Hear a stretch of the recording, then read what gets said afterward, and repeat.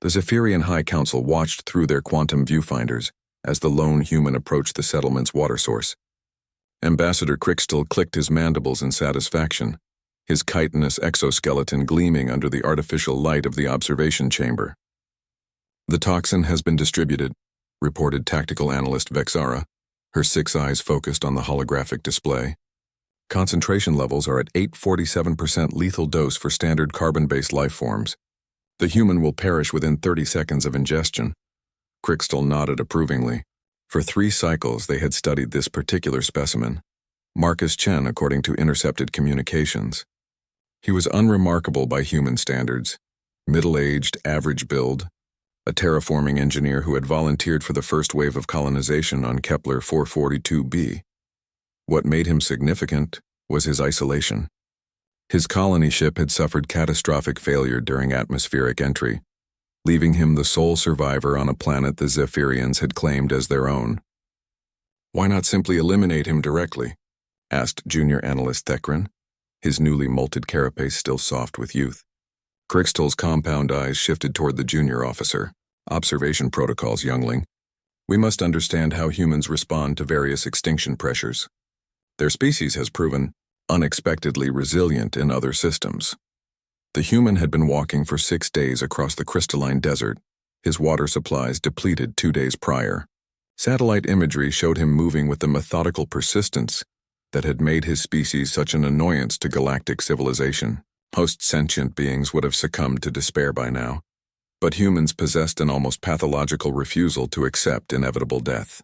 Marcus knelt beside the well, unaware that 17 different biotoxins now contaminated what should have been life-saving water. The Zephyrians had crafted a cocktail designed to target every major organ system. Neural disruptors that would cause seizures, cardiac inhibitors that would stop his heart, cellular destroyers that would liquefy his tissues from within. They had even included psychological compounds that would induce terror and madness in the final moments, though those seemed redundant given the physical effects. "Target is accessing the water source," Vexara announced. Marcus cupped his hands and drew the clear liquid to his lips. The council leaned forward collectively, compound eyes reflecting the screen's glow. This would provide valuable data on human death responses, useful for future encounters with their infuriatingly persistent species. Marcus drank deeply, then wiped his mouth with the back of his hand. He stood, shouldered his pack, and continued walking. The observation chamber fell silent except for the soft humming of life support systems. "Sensor malfunction?" Crickstill inquired after several long moments. "Negative, Ambassador. All systems functioning normally." The human consumed approximately 800 milliliters of the contaminated water. Perhaps the toxins require more time to take effect? They watched for another 10 minutes. Marcus had covered nearly a kilometer, his gait unchanged. He paused once to adjust his pack straps, then continued toward the distant mountains where their intelligence suggested he believed another human settlement might exist. "Run a full spectral analysis of his biological functions," Crickstill ordered, his mandibles clicking in agitation. The results appeared moments later. Elevated heart rate consistent with physical exertion, mild dehydration despite recent water intake, slight elevation in white blood cell count, but otherwise normal human baseline readings. "Impossible," Vexara whispered. "The neural toxins alone should have killed him instantly." Thekrin nervously groomed his antennae. "Perhaps this human possesses some form of immunity?" Crickstill accessed the human's file again, scanning through medical records recovered from the wreckage of his colony ship. Nothing unusual. Standard Earth-human genetics. No cybernetic enhancements, no exotic medical treatments. The only notable entry was a childhood in Earth's polluted industrial zones and a decade working in hazardous mining operations on Luna. Something cold settled in Crickstill's thorax as he cross-referenced those details with the Galactic Medical Database. The industrial zones of Earth were notorious for their contamination levels.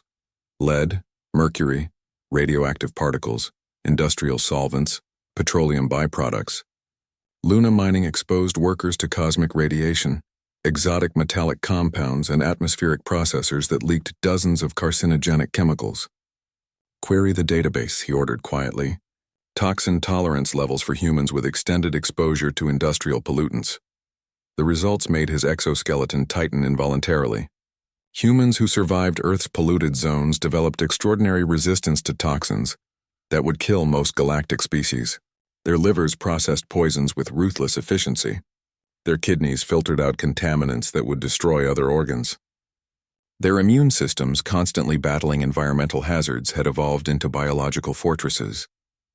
The 17 toxins they had so carefully prepared, compounds that could kill a Zephyrian, Andorian, or Tellarite with a few molecules, were being processed by Marcus's body like mild contaminants. His liver was breaking them down. His kidneys were flushing them out. His bloodstream was carrying away the remnants like it would any other minor industrial exposure. "Recall all field teams," Crickstal ordered, his voice hollow. "Implement Evacuation Protocol 7. Sir?" Vexara's confusion was evident in her tone. "Don't you understand?" Crickstal turned to face his staff, his compound eyes reflecting a fear that had been growing throughout the galactic community. "We can't poison them. They drink poison for breakfast on their homeworld. Their children play in toxic waste. Their bodies process lethal doses of contamination as a matter of routine survival." He gestured toward the display where Marcus continued his steady progress across the alien landscape. "This human just consumed enough toxins to kill a small army, and he's walking away because to him, it was just water. Slightly bitter water, perhaps, but nothing worse than what comes out of the taps in Detroit or Mumbai." The observation chamber remained silent as the implications settled over them. Somewhere in the distance, a human whistled an old Earth tune, his boots crunching steadily across the crystalline sand, carrying him toward whatever lay beyond the mountains. Poisoned but unbroken, contaminated but undaunted, toxic but still walking. Behind him, the Zephyrians began to pack.